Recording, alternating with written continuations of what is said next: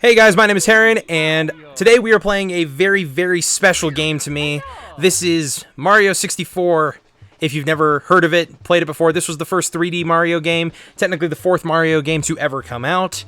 Well, yes and no on that regard. The fourth official Mario game to come out, and a lot of people's first experience with Mario, just in general, because this turned the tables for a lot of the concepts. It introduces a star hunting mechanic that was only brought back in Odyssey, and various other things as well. Please bear with us, as this is the second time we've used our capture card to record something, and for some reason there's just a random line that kind of goes up and down the screen that kind of splits the graphics around. By the way, Gygus is in the background, and he'll probably pop in every now and then to say something. Hello. But yeah, no, without further ado, let's get into my favorite game of all time. We'll go ahead and start a new playthrough in 3, 2, 1. So yeah, this will be a 120 star playthrough, so yeah. Dear Mario, please come to the castle. I am beg to kiss you. Yours truly, Princess Toadstool. Peach. Yeah, this is when Princess Peach started donning the name Princess Peach. Before then, she was Princess Toadstool in the original Mario 1 through 3. So that's kind of fun. This is Lakitu. You might remember him from the old games, throwing a bunch of spinies at you from a cloud. But in this game, besides a couple of his brothers, he is our camera. So as we control the camera, that's actually what we're doing, is we're positioning Lakitu, which I thought was kind of interesting. Ciao! You've reached Princess Toadstool's castle via warp pipe. Using the controller is a piece of cake. Press B to jump and Y to attack. Press A to read signs too. Use the L stick to move Mario around. Now head for the castle.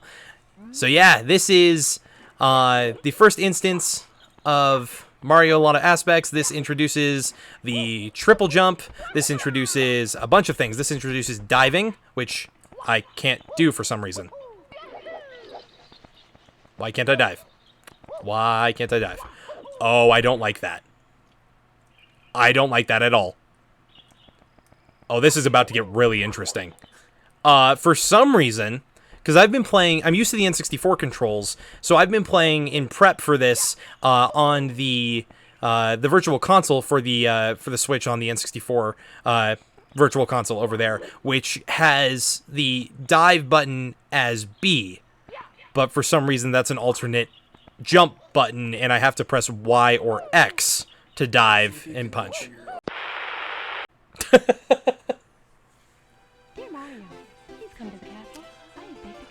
So yeah, I do apologize for this.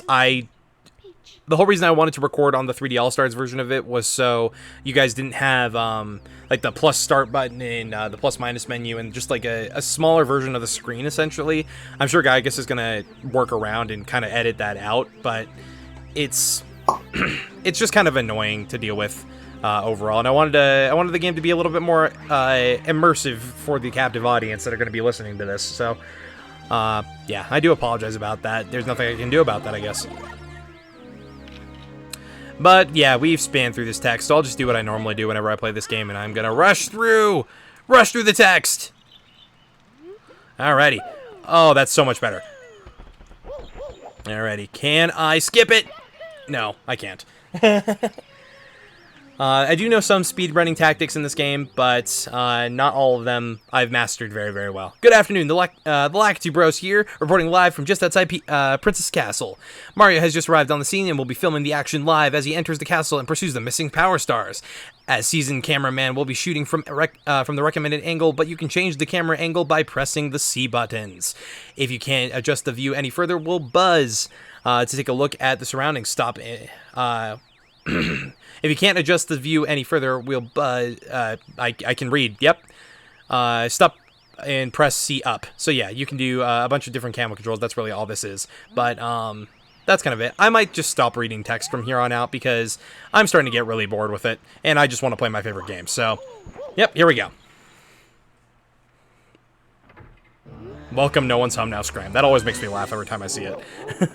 But yeah, so this is the main hub. It's Princess Toadstool's castle, or Princess Peach, as she will later become known as throughout the series. We'll head on to the first level, Bob-omb Battlefield, and we'll be taking on Big Bob-omb on the summit.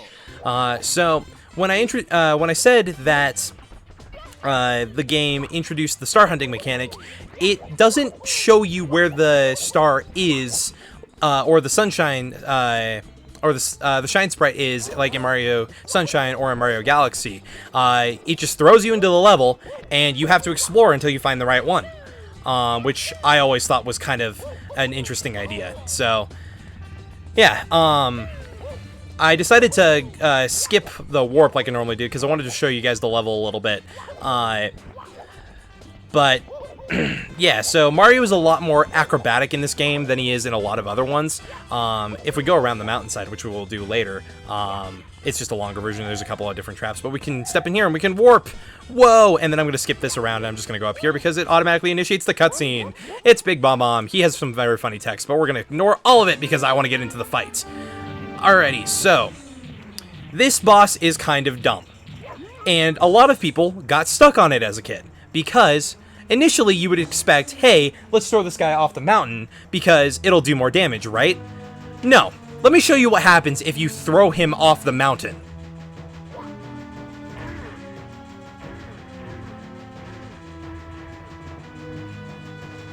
He comes back for round 2. Yeah, so you can't throw him off the mountain, even though you would think that that would just end the battle and you would get it. So no, instead, what you have to do is you have to throw him forward on the ring. As it is with most Nintendo bosses from this era, you have to hit him 3 times for him to go to die, essentially. If you try to go initially and flip over him like you would normally, he'll just start spinning around, and you have to be a little patient with this battle, unfortunately, but it's still kind of fun. What? Can it be that a pipsqueak like you has defused the Bob-omb King? You might be fast enough to ground me, but you'll have to pick up the pace if you want to take King Bowser by the tail. Methinks my troops could learn a lesson from you. Here is your star, as I promised, Mario. If you want to see me again, select the star from the menu. For now, farewell. So I know I didn't read his opening text because he makes some, he kind of starts mocking Mario on his mustache and stuff like that, but yeah, I guarantee I'm going to be doing another Let's Play of this game eventually at some point that's more in-depth, but I kind of just want to play the game and talk about why it's my favorite. Because this game allows you to go really wherever you want if you have the required amount of power stars. However, I am going to be following a set order because I'm used to a set order that allows me to get the golden bunnies later. But, so yeah, here we go. We'll go back into Bob-omb Battlefield for star number 2. Foot race with Koopa the Quick. Alrighty, so first off what we're going to do is every stage has some sort of cannon in it, and you find it by finding the corresponding red Bob-omb. These ones are peaceful, they will not explode on you. They just give you hints around the level and stuff like that. But the cannon's going to be important for later because it's how we get a couple of different stars. Anyway, let's go talk to this giant Koopa over here. Yep, he's going to challenge us to a race. So, here we go. I have found multiple times throughout playing this game that instead of warping around the stage, it's much faster to just to ignore the warps entirely, because then it takes Koopa the Quick that much longer to get close to you and to finish the race, because you don't get the start until you meet him at the top of or until he shows up at the top and you beat him in the race to the top of Bob-omb Summit here. So we're just going to go the entire way, and as I promised, this time I'm not going to take the warp, so I can show you what's on the other side of it. We got the first obstacle here. We've got a Bob-omb shooting off water balls, which explode around the cannon. We have another cannon that you can shoot around that makes 2 cannons that you can access, or 3 cannons you can access from it. You have a recovery heart here, which if you run through multiple times heals your health. There's where we would came out if we would have taken the warp, and if you saw and you were paying attention, you can see Koopa the Quick racing against us down at the bottom there. So, but once we reach the flag, that ends our time, and Koopa the Quick shall be joining us here soon. I did find out, though, that if you leave this area before Koopa the Quick shows up, he'll think that he beat you, and you'll have to restart. You'll have to redo the mission, which is kind of stupid. But hey, this is an old game. It's gonna have little things like that. But hey, here he is. Let's talk to him. Yep, he's winded because we're so much faster than him.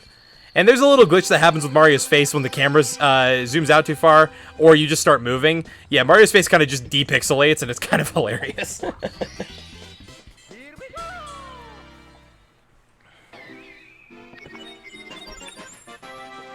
Alrighty, but I think it's time to just kind of play here. So this star is interesting because if you didn't know, Mario 64 has a remake for the Nintendo DS by the same name, just has DS slapped on top of it. In that game, you have, I think it's 7 stars per level, plus your 100 coin star, and it's also different because you can play as different characters. In that game, you start as playing with Yoshi, which has different abilities. Eventually, you unlock Luigi and Mario and stuff with that. But this star right here, shooting up to the castle and shooting up to the island in the sky, and ground pounding and getting this star right here. Yeah, this star doesn't exist in that game, so that's kind of interesting. Which, if you've ever seen Chugga Conroy's playthrough of that, which I highly recommend you go check out over on YouTube, you can see that he makes note of this, note of that as well. But yeah, now we get into the interesting part of this game. As I said earlier, there is a secret star that you can get in every level for collecting 100 coins. And some of them are easier, some are faster. In World 4 Cool Cool Mountain, it's the easiest in the game to get the 100 coin star because of the slide that level is based around. But I always kind of liked getting the 100 coin star along with the red coin star because you have to collect the coins anyway, and red coins in this game are worth 2 regular coins. So we're just going to be nitpicking around the level, killing some bob-ombs, all the good stuff. There's actually a glitch that you can do with the 6th star of this level behind Chain Chomp's gate with a bob-omb, where if you collect it and you grab him right as he's exploding, it propels Mario to go backwards, and you can actually phase through the iron bars behind Chain Chomp, which I think is kind of interesting, and that's actually a speedrunning tactic that I have yet to master. So I will not be attempting it in this playthrough. But it's out there, and you can definitely see people doing it in speedruns, and I do plan on learning how to speedrun this game eventually, fully, and I have tried before, but I haven't committed myself to it. But yeah, so the first red coin is over those elevator blocks. Second one is over here. Third one, we're not gonna get for a second, just because there is another mechanic in this game that's only around a couple of times. That's around here somewhere. Where is he? He should be. Sorry, wrong button. Plus pressing all the wrong. There he is. Tiny Koopa. If you jump on a Koopa, you can get a shell, and you can run around the environment like you're on a surfboard. It's kind of hilarious. But yeah, this thing can be a little difficult to control, but if you are having trouble with it, just fling the control stick backwards and jump. It's the easiest way to slow down, but unfortunately, if you get hit by anything or you run into a wall, you lose it. You lose the ability point blank, and there's no way to recover it unless you restart the level. So yeah, kind of annoying. But once we get to Lethal Lava Land in the in the basement of the hub world, we're actually going to be needing that shell shredding ability to get most of the coins, because that entire level is surrounded in lava. And there it is. I got hit by the Chain Chomp. Oh well. Hopefully that doesn't happen when I go do the 6th star. But yeah, why is this game my favorite video game of all time? For a couple of reasons. The first one is this is the first game that that I just kind of started playing over and over again, because I grew up owning an N64, but not at the time it was Nintendo's main console out on the market. I started playing my N64 when the GameCube was out on the market shortly before the Wii came out. So I had this game on my N64. I had a game called 1080 Snowboarding, which besides my parents being avid snowboarders growing up, that's the game that kind of got me into snowboarding. And then I also had Namco Museum, which had a bunch of the old arcade games like Pac-Man, Miss Pac-Man, Dig Dug, Pole Position. What else was there? The old Galaga and stuff like that. So, but yeah, so that's how I started playing with those games as well. Because even though there were arcade games that were over at like local movie theaters and like every other restaurant had stuff like that as well, I still had the ability to play those games, but I grew up on them through there. Anyway, that all to say, I played this game a lot, over and over and over again as I was a kid, and it was the first game that kind of stumped me, because there are a lot of little things with this game that are kind of funky. Like in 2 of the levels, I think it's Tiny Huge Island and Wet Dry World. There's a star in each of those that I think it's essentially you just have to stand in 5 random locations, and you're expected to just know where those are, and just by like riding around the level. Like some are from pushing a block, some are from just like finding an opening somewhere in the level. Some are just they're just kind of annoying, and they kind of seem just like a cop out for to have 6 stars and then 100 coin star. So it's kind of annoying that that's a thing, but yeah, I'm struggling for topics to talk about, because normally when I play this game I just kind of sit and play. But it's interesting trying to commentate over it. I don't know, Gygus, what's your experience with this game? Not very much at all. Nah? I played a little bit of the DS version, but that was about it. Yeah. But going back into why this game is my favorite of all time, as I said, I grew up playing it. Besides Sonic Mega Collection for the GameCube, Luigi's Mansion, which is another one of my favorite games of all time, and I think we had another Star Wars game, which I talk about a little bit more extensively in our Origins episode of our Campfire Embers podcast, which I highly recommend you go check out. At the time of recording this, the day before I came over to Gygus' place to sit down and record Mario Wonder, which that will be up by the time this goes up as well. I discovered that I accidentally revealed some information about a person I was talking about, and we had to cut that from the recording. So, yeah, that's neither here nor there, though. But yeah, so as you saw, every time you collect 8 red coins, if you find a blue star, a blue pedestal star,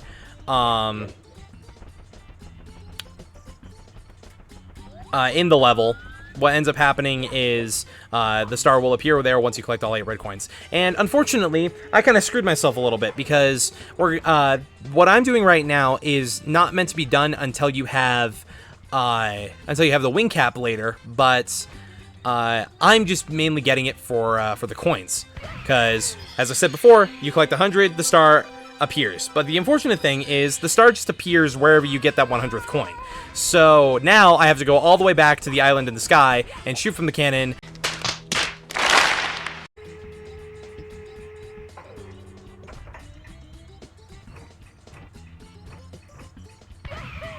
There we go. So yeah, Mario just kind of sinks to the floor, and yeah, but the interesting thing about the 100 coin stars is it just allows you to save in the level, but the interesting thing is it keeps you in the level. So that's why I tend to collect the 100 coin star whenever I do the 8 red coin star, because as soon as I get the 100 coins, I can go over to wherever the blue pedestal star is, and if I can do this the right way, this is exactly what I was hoping wouldn't happen when I started recording this game. For some reason, I just start being horrible at everything whenever you hit the record button. It's called the Let's Player's Curse. But yeah, so... As I said, Mario's a lot more acrobatic in this game, and you can kind of chain together jumps to kind of go launching across the map. But, as I said, the star that you would normally get next in there, we can't really get until we get a power-up later. So we're actually going to say goodbye to Bob-omb Battlefield for now, and we'll come back later and finish that level after we go to World 2. That's right. For some reason, World 2 is over here. I don't really get the leveling of that, but it is what it is. Now we're going to get into some speed running strats with this level, because I don't know about you, but I like taking shortcuts in certain games, and the easiest way to get the first level, to get the first star out of the way in Whomp's Fortress is to go up this tree, go over here, scale up this, and then at this angle, we're going to do a triple jump, and then we're going to dive over the top of there. So it's, if you're fast enough with your fingers, and unfortunately there's a little bit of delay with my controller because of the capture card we're using, but you can do this. And I've done it multiple times before. I'm not going to give up on this one because it is the fastest way to do it. But sometimes you do clip around the edge, which then you just have to use the elevator blocks to go over. Why am I bad at everything? Really?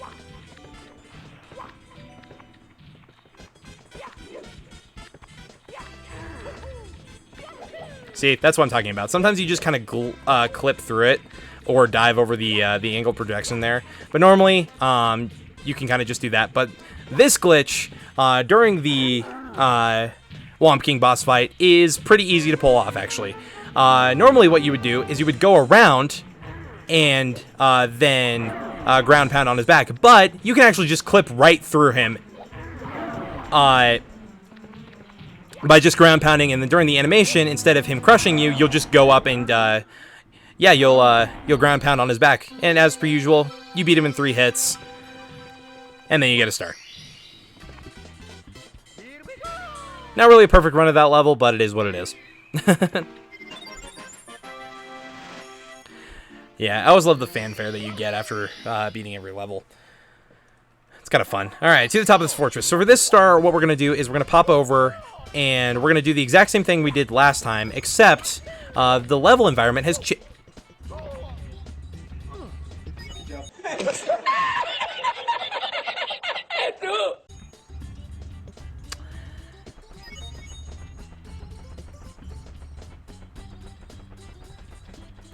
Okay, guys, so for this star, we're going to be going up here, and we're going to go up kind of the same route we went last time, but instead... you'll notice something as we go up to where King Whomp was. The environment has changed a little bit, which I think is kind of interesting. So that's it's still not what I'm trying to do, unfortunately. But yeah, I'm gonna take. You see, there's a tower here now, and there's a post that we'll worry about later. But now for the only iteration of this enemy in the entire game, and he's often missed because you can rush through this area very, very easily. We welcome Mr. Bullet Bill. Yep, he exists in this game.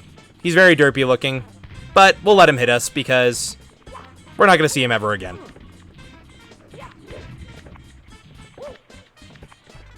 But yeah, so you just go ahead and... I don't want to just... because this isn't really a walkthrough of the game. I am going to be getting every star, so if you want to use this as walkthrough evidence, you can. But it's not really what this is supposed to be.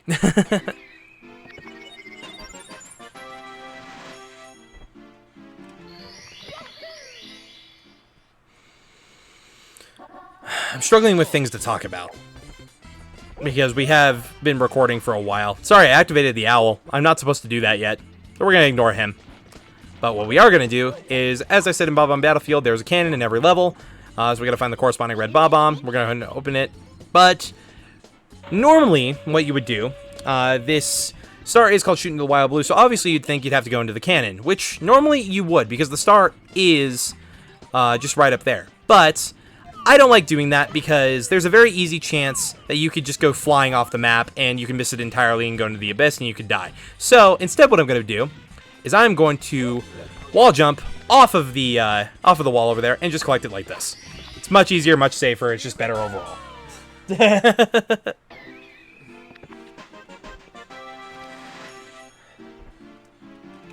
Yeah, now we've gotten 8 power stars, so that means we can go fight the first rendition of Bowser in this game. But we're going to ignore that for now because there's still a lot of stars to collect. But now let's go ahead and check out Whomp's Fortress in its entirety.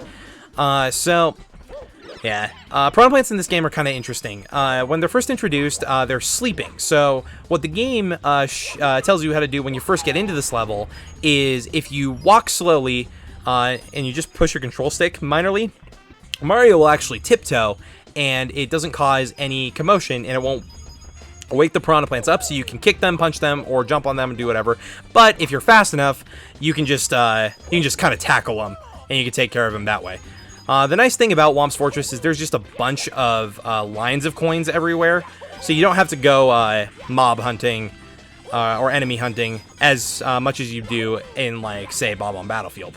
This is our first rendition of a blue coin switch. Blue coins are worth 5 coins in this game, and they're very essential to you completing most of the 100 coin missions. The last course, Rainbow Ride, you have to get all of them in succession. Otherwise, you physically cannot get you cannot get 100 coins in that level. So I'm not looking forward to that. Rainbow Ride is a very, very difficult level for a lot of reasons. I still have trouble with it to this day. So yeah, but we're not there yet. We still have about 13 more courses we have to do before we get there. So yep.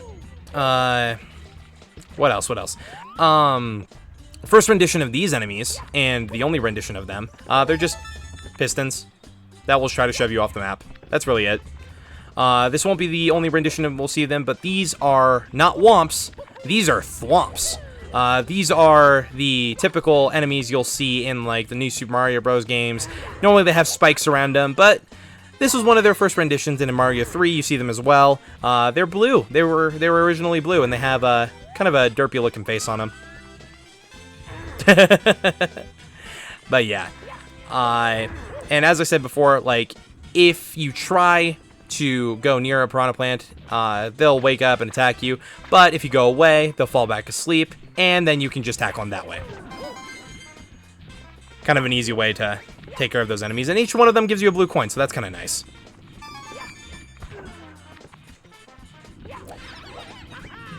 And I missed it. Oh well, it's not the end of the world.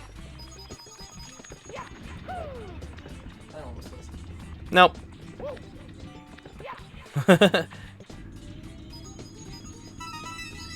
Yeah, I always skip this life just because it's not worth it. I always like the Whomp's face because it looks like they made the image too small and then stretched it out way too wide. So a lot of the enemies unfortunately look very derpy, but you got to remember, this game was one of the first 3D games to ever exist. So it revolutionized a lot of things, and it incorporated stars to be more of an ending. Why is this thing not falling over? There we go. More of an ending checkpoint than, say, a power-up. And that got replaced with the Rainbow Star in Mario Galaxy and stuff like that. So, but yeah, there's our 100 coin star for Whomp's Fortress. And yeah, this favorite game is really only my favorite game of all time, specifically because I grew up playing it a lot. There's a lot of things about it that are very, very outdated. There's a lot of glitches. A lot of people refer to it as a broken mess because of that, and they can't really get into it nowadays because it is such a broken mess. But it's a fun broken mess. So yeah, there we go.